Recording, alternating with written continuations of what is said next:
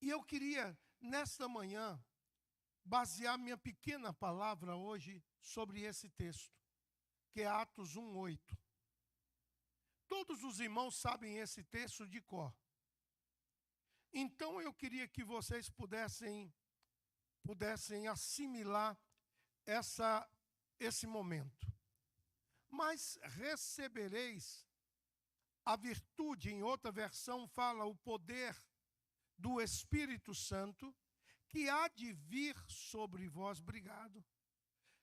que há de descer sobre vocês, e serão minhas testemunhas, tanto em Jerusalém, como em toda a Judéia, Samaria e até os confins da terra. Quando esse texto veio, havia 500 pessoas na sinagoga orando. Havia 500 pessoas ali quando houve essa palavra do Senhor. Mas ninguém sabia qual era o dia nem a hora que o Espírito Santo iria descer.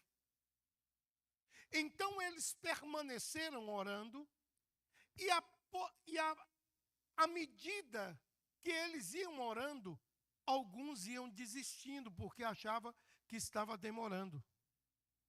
Então iam voltando para casa. Dos 500 que estavam no início, na hora que o Espírito Santo veio, em Atos capítulo 2, que de repente veio sobre o povo a onda da glória de Deus, quando isso aconteceu, havia somente 120 pessoas. 380 tinham desistido por causa de uma coisa: perseverança. Nós estamos vivendo um momento do fast food. Eu chego na lanchonete, faço o meu pedido e na outra porta pego o lanche. Eu não tenho que esperar nada. As pessoas chegam nos restaurantes, eles querem ir num lugar onde está tudo pronto. Chegou, comeu, saiu. E em todos os lugares. E na igreja, nós estamos vivendo um tempo de pressa. Eu determino o que Deus vai fazer. Eu ordeno, irmãos, há um tempo de Deus para cada coisa. Há um tempo de plantar, há um tempo de colher. O que Deus está olhando é a nossa perseverança. A perseverança daqueles 500 para 380 não teve efeito nenhum, porque eles foram embora. Então, somente 120 ficaram. A Bíblia diz que a igreja orava, a igreja jejuava porque seus líderes eram homens de jejum e oração. A igreja experimentava as maravilhas divinas, porque os apóstolos conheciam o poder do alto e uma vida de propósito, uma vida de sacrifício. A igreja que abalou o mundo, ela estava cheia do poder, porque o altar tinha poder, a igreja tinha poder. Meus irmãos, todos nós queremos ter um ano maravilhoso. E vamos todos nós fazermos nossos pedidos, nossos propósitos, e vamos encher os papéis de votos, isso e aquilo. Mas se nós não buscarmos a Deus como prioridade da nossa vida, de nada vai adiantar. Deus precisa ser prioridade em casa, no trabalho, em todos os lugares. Deus precisa ser prioridade. Irmãos, nós precisamos olhar. Guarde muito o que eu vou falar aqui. Nós precisamos ter um olhar compassivo e benigno, muito maior do que o olhar de julgamento. Nós estamos vivendo um tempo que, por qualquer coisa, ao olhar de julgamento, irmãos, para julgar o diabo já faz esse papel. Vamos amar, vamos compreender, vamos fortalecer a fé de cada irmão. Vamos colocar o ombro debaixo um do outro e dizer: está precisando de ajuda? Conta comigo. A igreja precisa voltar à sua origem. Que origem é? Joelho dobrado. Quem resolve tudo é Deus, a resposta vem de Deus, tudo vem do Senhor. Nós somos o que somos por causa de Deus, nós temos o que temos por causa de Deus, nós entendemos o que entendemos por causa de Deus. A porta foi aberta, foi Deus que abriu. Você tem saúde, é Deus quem está te dando. Você é um bom vendedor, é Deus que te dá sabedoria. Tudo vem de Deus, tudo vem de Deus. Meu querido, esse próximo ano precisa ser um ano de atitudes de altar, atitudes de entrega, atitudes de completa dependência de Deus. Tem um bispo, eu acho que é bispo, que faz oração, parece que o nome dele é Bruno. Eu acho que é isso. Bruno. Esse aí. Esse moço, eu estava vendo onde ele vai, os estádios lotam. E aí eu fui procurar conhecer esse moço. E estava lendo algumas coisas que ele escreve. E ele estava dizendo o seguinte: quando as leis são maiores do que a adoração, a igreja se perde. Nós precisamos olhar a igreja com o olhar da Bíblia. Nós precisamos olhar a igreja com o olhar da compaixão. Nós precisamos olhar a igreja com o olhar da benevolência e entendermos que o avivamento, ele não vem por causa da roupa que eu visto. O avivamento não vem por causa da minha cultura. O avivamento vem por causa de joelhos dobrados. O Bruno, ele diz que antes de cada evento que ele vai fazer num estado, ele fica 2, 3 dias de oração. E eu disse: aí está o segredo. A dependência de Deus. O pastor Paul Yang-Shu, pastor que foi pastor da maior igreja do mundo, da Coreia, quando ele veio ao Brasil para fazer uma cruzada no Sambódromo, muitos cantores na época foram convidados para cantar, e eu e a Rosa fomos convidados, e eu não dormia de emoção, porque eu ia estar perto de homens como Takayama, pastor Bernardo Johnson, os grandes nomes do Brasil iam estar todos no altar, eu ia estar perto deles. E aquilo era uma emoção muito grande. Aqueles dias para mim foram dias especiais. E eu estava sonhando ver o pastor Paul Yang-Shu pegar a palavra. Eu já tinha lido todos os livros dele. E o livro que todo mundo conhece dele é Quarta Dimensão. E aí, eu estava sonhando ouvir esse homem. O culto começou às 14 horas. De 14 às 17h30 era somente louvor. De 17h30 às 18h30 era oração no meio do sambódromo. e dali em diante a palavra. E eu imaginava que aquilo ia tremer, e aquilo ia ser isso, aquilo ia ser isso, aquilo ia ser.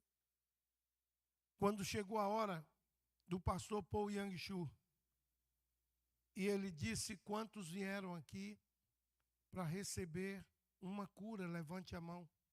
Todo mundo levantou, ele disse: recebam em nome de Jesus. E as pessoas começaram a ser curadas. Ele não fez uma oração: Deus Supremo, arquiteto do universo, tu que és benevolente, quiçá. Nada disso, ele só disse: seja curado. Quem veio aqui e ele foi falando e dando a ordem. E eu falei para o diretor de cruzada que estava do meu lado. Ele terminou de falar isso e sentou. Eu falei: ele não vai chamar o povo, fazer aquela oração?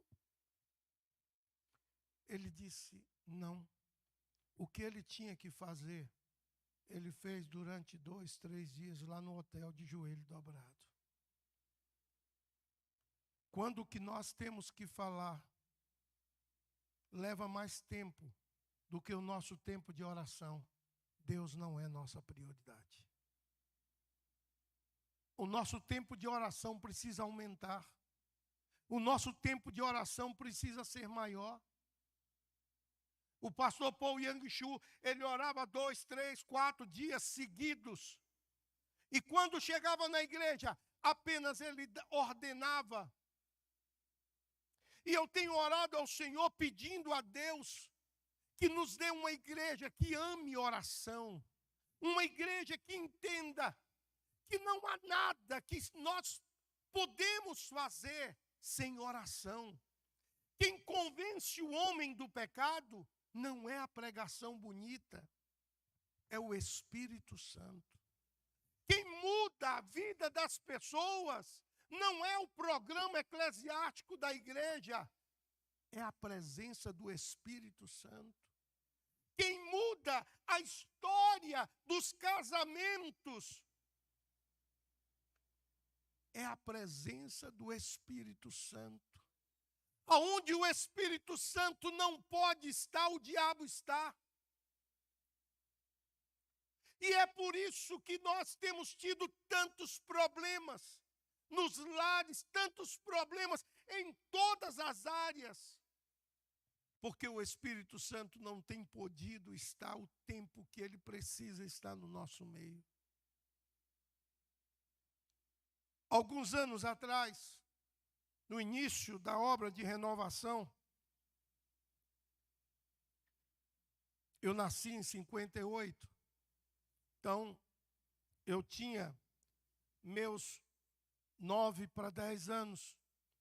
66 começou a obra de avivamento com Dona Rosalie Appleby no Brasil. E começou o mover de Deus. Deus levantou o pastor José Rego, depois Deus levantou o pastor Ernesto Tonini, depois Deus levantou outros pastores e começou a ter um mover de Deus. Mas as pessoas vinham para a igreja, chegavam e se ajoelhavam e não tinha tempo para terminar o culto. Não tinha hora para terminar. A hora para terminar era quando todos fossem cheios do Espírito Santo. Aquele momento foi um momento que marcou muito a nossa vida. E durante a década de 70, isso aconteceu no Brasil inteiro. E veio esse mover de batismo no Espírito Santo, renovação espiritual. Há um Deus que batiza no Espírito Santo, há um Deus que capacita. Então depois vieram as doutrinas, depois vieram as denominações, depois vieram os dogmas, depois vieram as convenções, depois vieram tanta coisa. Em boa parte hoje das nossas igrejas, não há lugar para o Espírito Santo. Há lugar para tudo, menos para o Espírito Santo. Nós estamos preocupados com o show pirotécnico. Nós estamos preocupados com a ordem do culto, a homilia. Nós estamos preocupados com tanta perfeição que não há espaço para o Espírito Santo. Meus irmãos, a Bíblia diz: e foram cheios do Espírito Santo. Em Atos 2, de repente veio do céu um vento. Nós precisamos do vento do Espírito Santo sobre nós. Os nossos lares serão diferentes. O nosso casamento será diferente. As nossas decisões serão diferentes. As nossas decisões não podem ser o que é que eu vou ganhar com isso. As nossas decisões precisam ser: isso glorifica ao nome do Senhor? Isso me permite cumprir o meu propósito para o qual eu fui chamado? Muitos de nós não sabemos qual é o nosso propósito. O nosso propósito é ganhar almas. O nosso propósito é testemunhar. O nosso propósito é para que o mundo veja Cristo em nós. O nosso propósito é que a glória de Deus esteja latente em nossa vida. Só quem pode encher um estádio como aquele que eu vi cheio na Bahia, em Aracaju, em Maceió, em Recife, com o Bispo Bruno, em BH,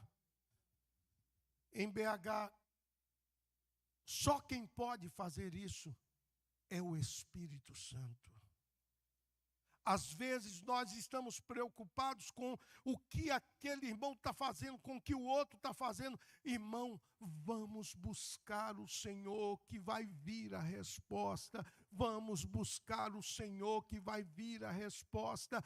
Muitas vezes a nossa preocupação é: quem é que vai pregar? Nossa preocupação é: quem é que vai cantar? Nossa preocupação é: qual é o nome da igreja? Não, irmãos, a nossa preocupação precisa ser: eu preciso ser dependente do Espírito Santo. A minha vida sem o Espírito Santo não vai a lugar nenhum. A minha vida sem o Espírito Santo está fadada ao fracasso. A minha vida sem o Espírito Santo está aí. Por isso que hoje nós estamos tendo tantos escândalos. Porque a igreja, uma boa parte delas, se tornaram empresas e não casa do Senhor. Quando um pastor saía de uma igreja, a igreja orava 3 meses, 4 meses, para saber quem é que o Espírito Santo iria trazer. Hoje, quando sai um pastor de uma igreja, pelo sobrenome, ele assume. Nós precisamos começar a entender que o dono da igreja não são homens. O dono da igreja é o Senhor Jesus. Nós não podemos fazer parte desse momento tão sério que nós estamos vivendo. É um momento tão sério na nação brasileira, onde tudo está tomando uma proporção desenfreada. As pessoas perderam pudor, as pessoas perderam critério, as pessoas perderam a sensibilidade de algo que eu vou falar aqui. Perderam a sensibilidade do temor. A Bíblia diz que o temor de Deus é o princípio de toda a sabedoria. Nós não podemos pecar, não é pelo medo que eu tenho de Deus, é pelo temor da santidade de Deus. Eu estou orando para que esse ano de 25 nós possamos tomar atitudes sérias, atitudes corajosas, de romper com os nossos desejos, romper com as nossas índoles e dizer: Espírito Santo, toma conta da minha vida. Espírito Santo, dirige o meu viver. Espírito Santo, enche a minha casa. Espírito Santo, enche o meu quarto. Espírito Santo, enche a minha mente.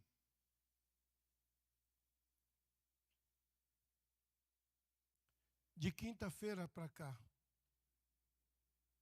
a televisão e as redes sociais estamparam tantos escândalos de pessoas que têm o título de pastor,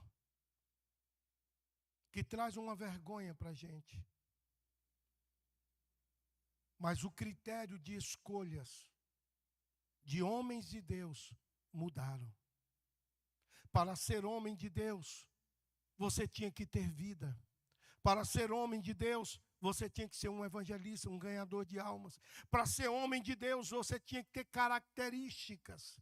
Hoje, para ser homem de Deus, os critérios são mundanos. Nós precisamos entender que este é um momento de joio e trigo. Esse é o momento quando, pelo olhar, pelos frutos, nós vamos conhecer quem é joio e quem é trigo. No meio de tudo isso que está acontecendo, quem é que nós somos, o joio ou o trigo? Nós estamos vivendo um tempo que a igreja do Senhor precisa voltar à dependência de Deus.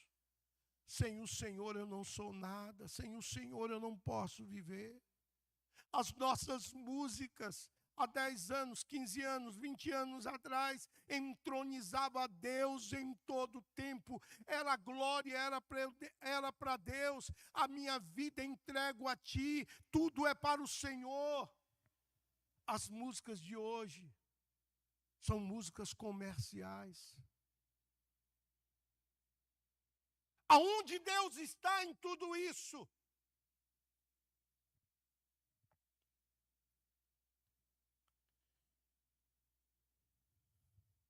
Tem me incomodado muito a tomada de posição. Sou filho de uma igreja que aprendi a viver de jejum, de oração e de propósito. Pastor, esse negócio de propósito, meu irmão, na vida dos meus pais, era algo sobrenatural.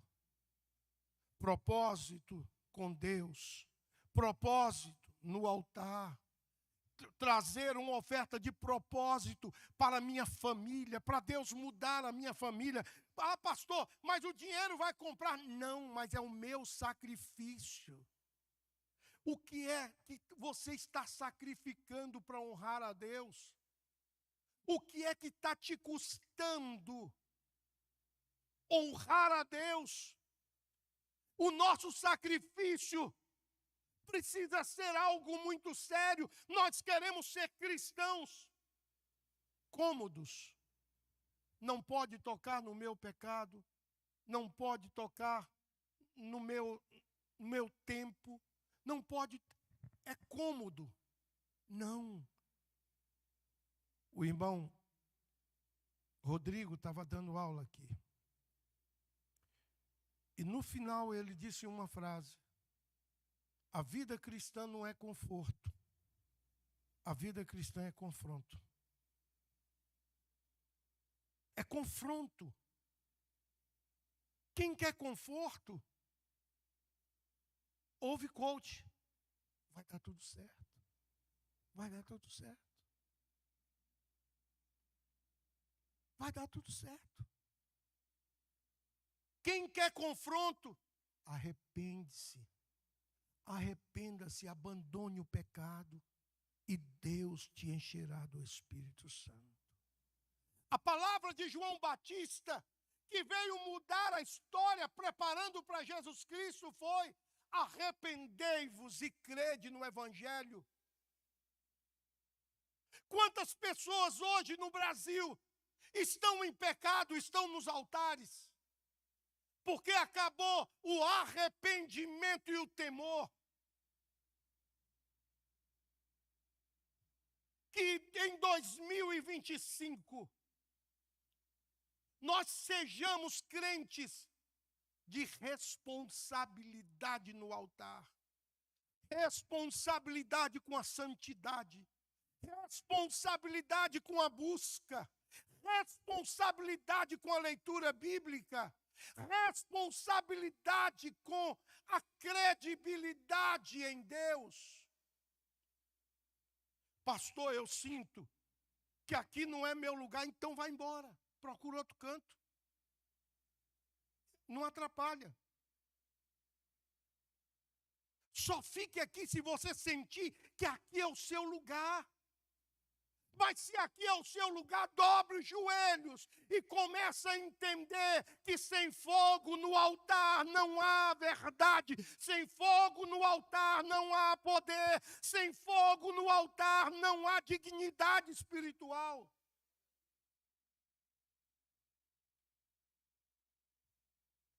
Nós estamos vivendo um evangelho de água com açúcar. Não fala do pecado não, porque eles vão embora. Que vá. O céu é lugar de gente com as vestiduras lavadas no sangue do Cordeiro. Que vá. Eu prefiro ficar vermelho 5 minutos para não ficar amarelo o resto da vida. Quer servir a Deus? Vem, dá o braço comigo, eu estou precisando de oração. E não é pouca não.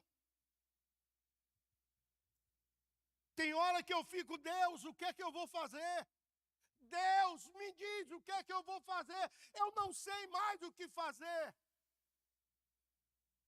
E aí vem uma voz do céu que arrebenta a gente e diz: depende de mim que o resto eu faço. Nós queremos ter o controle de tudo. Está tudo controle, está tudo sob controle. Eu disse a Deus essa madrugada: Deus, que tudo não esteja debaixo do meu controle, mas do teu controle. A igreja é do Senhor Jesus. A igreja não é nossa. Nós estamos preocupados em defender o nosso nome, nós estamos preocupados com o que estão falando, nós estamos preocupados com tanta coisa, e nós não estamos deixando de lado a única coisa que precisamos nos preocupar. Entrega o teu caminho ao Senhor, confia nele, e o mais ele tudo fará. O que Deus está esperando é crente compungido, crente no altar dizendo: eu não posso viver sem o Senhor, eu não posso dar um passo sem o Senhor. A graça vem do altar, a alegria vem do céu, a tudo que eu preciso vem do Senhor.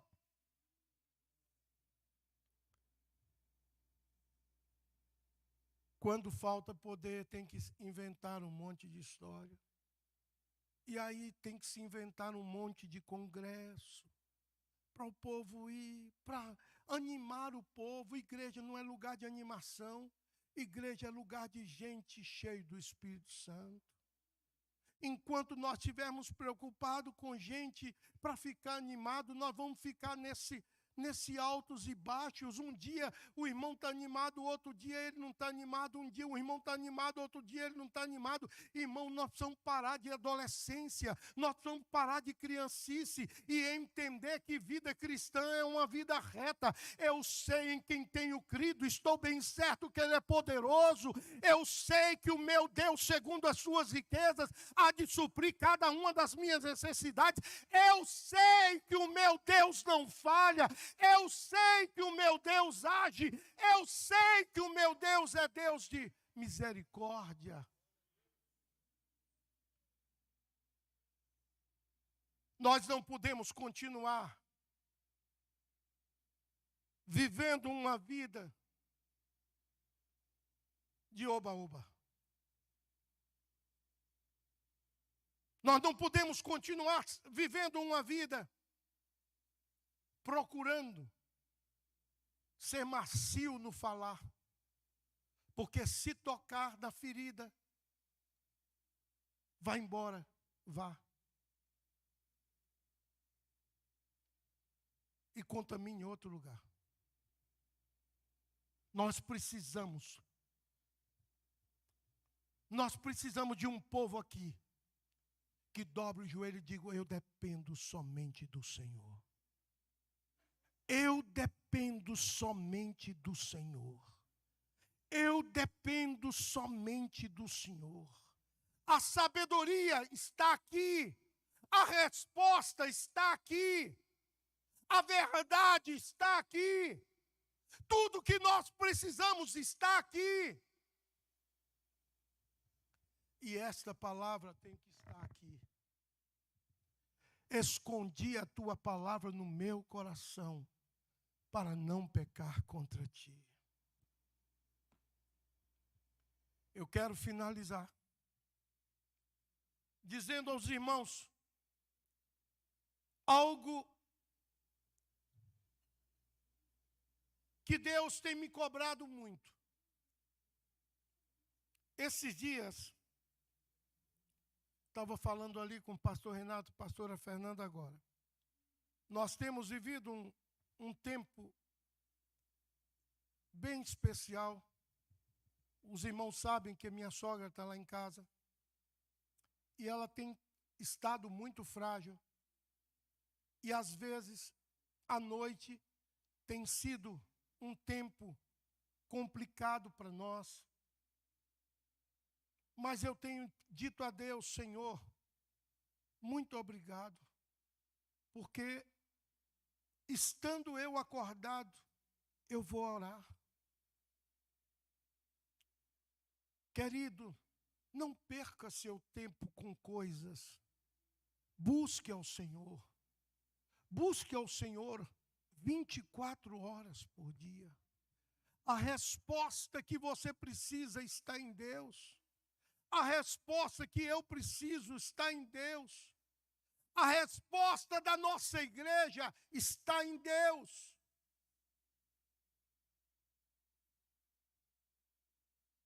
A Ana Luísa, é a Ana Luísa? É. Que está trabalhando com a gente aqui. Essa semana ela desceu e falou: pastor, olha isso aqui. Falei: parou, vamos ajoelhar e falar com quem é o dono da igreja. Mas o que o senhor está pensando fazer? Falei: orar. O dono da igreja é Jesus. E é isso que nós precisamos fazer lá na sua casa. O dono da sua casa é Jesus. O dono do seu lar é Jesus. O dono do seu comércio é Jesus. O dono de tudo é Jesus. Meu Deus, me enche do poder. Meu Deus, aonde eu tocar a mão, que aquela vida seja transformada. Meu Deus, eu quero te pedir, Senhor, que o Senhor possa fluir na minha vida. Cada irmão fluindo, a glória de Deus toma conta da igreja.